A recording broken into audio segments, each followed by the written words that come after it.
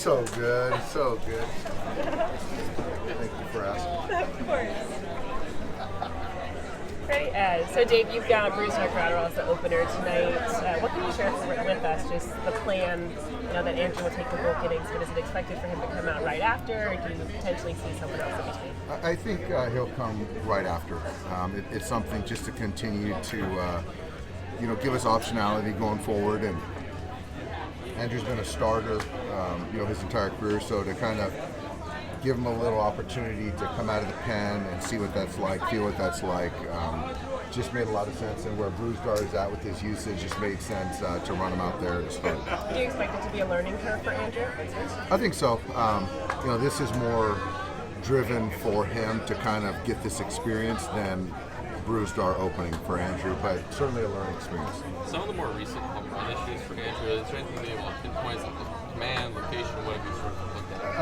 I think it's command has something to do with it, and I think sequencing, in the sense of he's a two-pitch pitcher essentially, mixes in a changeup once in a while, but guys are going to hunt the heater, and when he misses out over, he takes on some damage.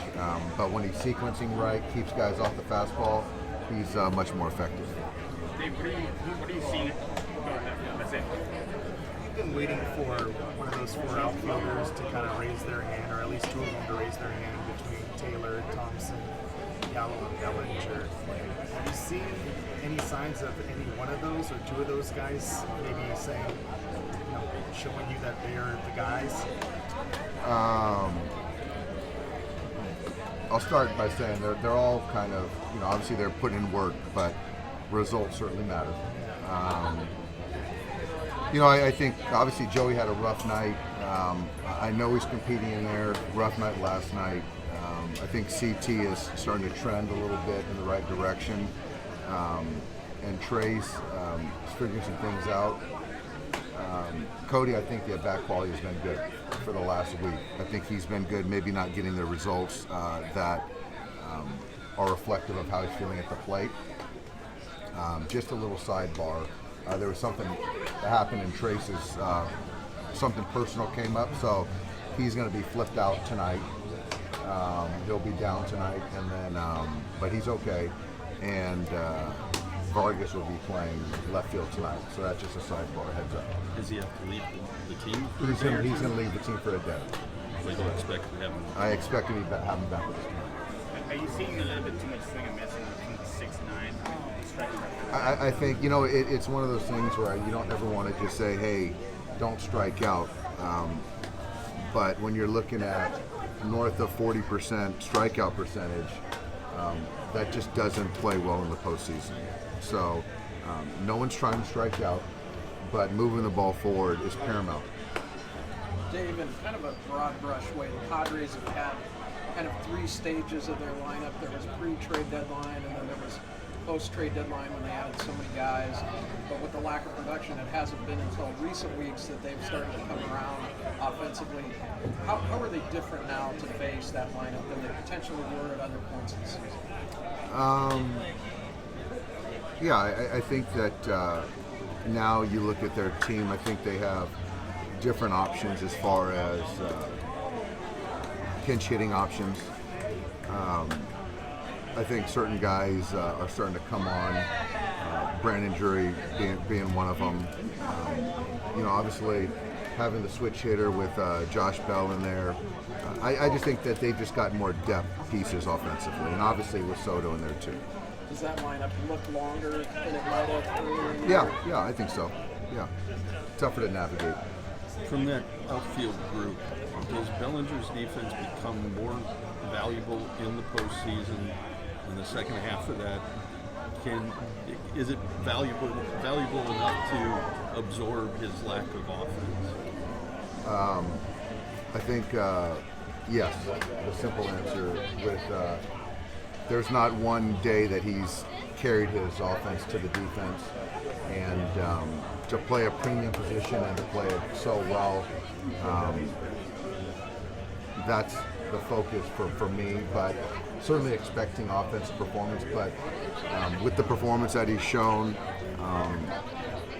I still think he's an asset having him in the lineup, versus right and versus left.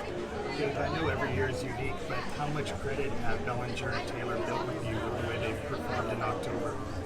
A lot. With CT, he's he was really struggling last year before the postseason, and he went on to have a nice run in that DS. So he's had a lot of big hits for us. I know he prepares, and he's an easy guy to bet on. So I do think that the track record for Chris Taylor, versus right, versus left, it's easy to bet on. And with Cody, the same thing. And certainly seeing him trending right now in the batter's box, I feel good about the postseason with both of us. Joey's been pulling off for a couple weeks. It seems like is the process been okay, or are there things that you kind of pinpoint with him, or is this more him kind of going back to kind of where his numbers have been in the totality of the year? I think the simple answer is he's missing pitches that he should handle. He's not ending the at-bat when the at-bat should be over. And when you can't do that, then you put yourself in tough spots, and then the chase, the strikeout ramps up. So I don't think the process has changed. I just think that the execution hasn't been consistent. David, using a bullpen by committee and assuming that you'll continue with this into the postseason, does that make it easier or harder for you as a manager? I think it's easier. I think it's easier in the sense that you have your best potential option for that point in the game, and you feel confident to deploy him and take down an inning or two. And so how the back end falls out, then you can make a decision at that point in time. But having roles and being put in a corner is tougher to navigate. Do you script it at some point in terms of, well, these are the situations we might be seeing late in the game and here's who's available and whatnot? I wouldn't say scripted. I think that there's guys that we feel good about with guys on base, right and left. Feel got good with certain guys in a clean inning, certain guys to do it up down. So I just think that to have as many options as we have with neutral arms, which we do have, makes life a little bit easier. And having extra arms, like if you have a May or you have a Gonsolin available, I guess that would make it even. No, absolutely. Even better. You got to have some guys that can go multiples, and Tony, the plan is for him to pitch on Monday, and if he can go 3 innings and then kind of go from there, it's good. And we're Dustin, if we can get a couple 2-3 innings out of him, certainly very helpful too. Does that mean Tyler on Sunday? Right. Is Blake any closer to getting off the mound? Blake had a good day today. Got out to 120 and felt good. So I think that today was a good day. I don't know when his next bullpen's going to be, but it should be here in the next couple of days. We've sat here on the eve of the playoffs before, and you've told us that you had more bullpen options than ever before, you had a deeper bullpen than ever before, and then the postseason starts and the circle of trust shrinks considerably. Are we looking at that again this year, or is it really going to be, you can use all these guys? I guess I'll say this is the deepest bullpen that we've had. And I say the deepest because it's the most neutral bullpen we've had. So I think that it just allows for us not to have to, go to the well too many times, which we have been guilty of at times, for going with your best arm. Lineups are constructed now. There's a lot of kind of flipping out the left and right, staggering. So to have the neutrality is important, and I think the roster, the guys in the pen, this is good of guys like that we've had. Dave, just to clarify, Gonsolin pitches for you guys on Monday? Yeah. Thanks, guys. Thank you. Dave,